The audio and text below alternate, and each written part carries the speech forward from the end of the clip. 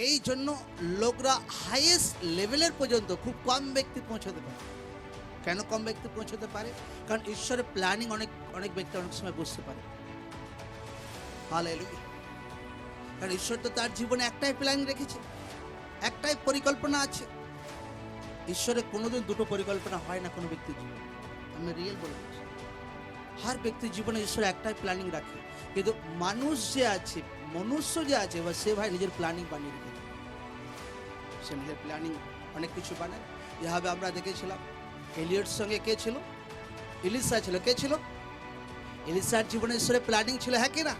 যে এলিয়ট সঙ্গে থেকে তার সঙ্গে সাথ দিয়ে, সেবাতে সাথ দিয়ে সে মাসা গ্রেসকে রিসিভ করবে। এলিসার সঙ্গে কে ছিল? এলিয়র অভিষেক এলিসায় ট্রান্সফার হয়েছিল। এলিসার অভিষেক গেহসির উপরে ট্রান্সফার হয়নি। কেন? গেহসি নিজের প্ল্যানিং শুরু করেছিল।